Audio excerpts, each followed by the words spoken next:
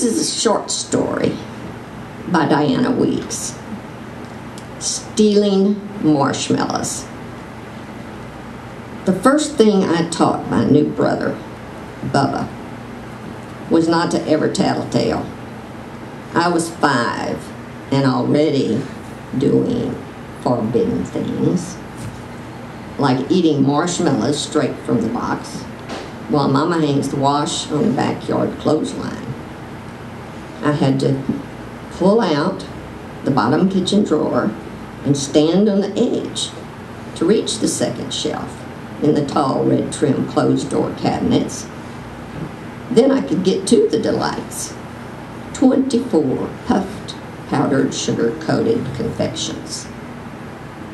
When I lifted the tucked lid of the campfire box, they were packed layered, 3 rows of 4. 2 each is what got me caught. 4 marshmallows were missed and affected Mom's dessert recipe. The cereal flaked off.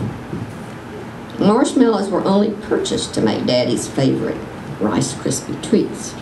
I was deemed too young to cook, as I might burn myself. Mama didn't make them often. The tempting white, rounded, squarish, squishy, sweet lured me to snitch a few once in a while. Bubba was my lookout, sitting around the corner, because as soon as he sees Mama, he shouts, "Mama!" She stoops to hug him. I climb down to merely be peering into the wax paper drawer to get a piece to cover my Crayola drawing. Alibi ready. If pressed, the truth. But we only wanted to play pretend cowboys and roast the marshmallows on the meat fork over the top front gas burner. Then I could flatten the melted charged marshmallow between 2 graham crackers and add 2 Hershey chocolate squares to make s'mores. Mama didn't believe in spanking. She frowned at me and said, "I'll talk to you later." Never good news. I had coached Bubba on the Mama warning yell.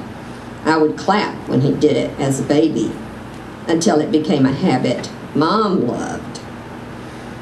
I never stand too near Bubba when I misbehave. It's best to be out of sight.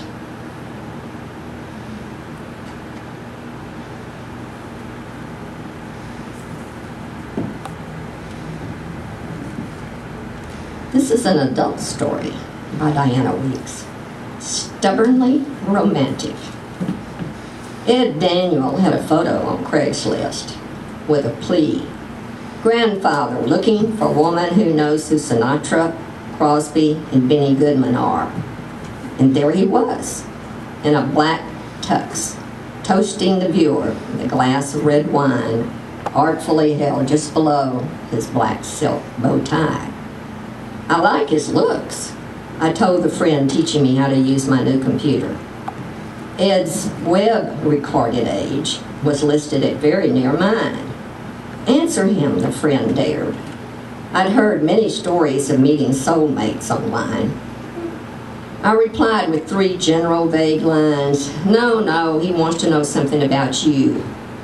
I don't know him. It ended up looking like a work resume. On the subject line, I was direct. Playwright seeks man who likes theater. Ed replied quickly, saying he goes to Broadway once a month. That alone made my panties damp. He made me laugh out loud when he bragged, "I don't like any sports, live or on TV." Hooray! Plus, his email address had CPA in it. I worked for a certified public accountant in the 60s, and Ed said he was still working. I would have time to write a lot during tax season. How's business, I asked. Holding up. People still need bookkeepers who can keep them out of jail. Good line. I grew up on Prince Charming Disney movies. I'm the last generation of women raised to be taken care of. My grandmother had a maid, my mother had a maid. I just let housework slide and spend the money on theater tickets. It suggested we meet for a cameo appearance and coffee at a Starbucks of my choice. I picked one in my neighborhood, but delayed meeting up until after Christmas. I didn't want to get a man into the family mix, even a funny intellectual. It emailed me the morning we were set to meet. I'll wear a red tie. He was standing by the front door. It's a good thing he told me about the red tie. His picture on the web was a 30 pounds thinner, grinning rascal, my type. I've got nothing against teddy bear guys. In person, he had a penchant for funny glibness. He was startled when I took my notebook and pen out of my purse. Would it make you nervous if I take notes? You're funny. Oh, I believe it would, he almost moaned. I won't take notes, but I will write about this. His face went stiff. Tell me about you, I eagerly urged. This is our first date, he complains in his adorable Brooklyn accent. Born there, but raised in Manhattan. Do you really go to New York every month? Maybe more like every 3 months. He's been a CPA since '62. He's an only child, perhaps still selfish, or not. I cut from the chase. What do you want from our relationship? Oh, what's the point? He looked away. I'm a bisexual person. I was shocked, speechless. He went on talking with his hands. But I don't have AIDS or anything. I practice safe sex. I just like men and women. You're really bisexual? No, I didn't want to believe it. That may double his fun, but added more risk than I wanted. He nodded up and down. I had to confess, I probably won't have sex with you. I've had a lot of weird dates, but they've all been fun. He sounded jolly. I was still stunned, stupid, determined, dreams crushed. Mother was right. It was too good to be true. My kids don't want me to marry, and I don't want to marry, I argued. I don't know why. Well, he smiled wickedly with a sigh of impatience. Since you're not going to have sex with me, that's a moot point. He gulped down his black coffee and announced, I'm real busy this tax season. I need to get back to the office.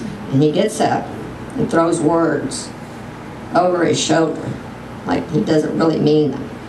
Call me sometime. And left without looking back. I started to write this while I was sitting there and ponder his answer to what do you do when you go back to New York?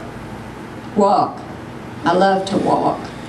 And look, be with people, go to plays, museums, eat at really fine places. Me too, me too. Damn his honesty.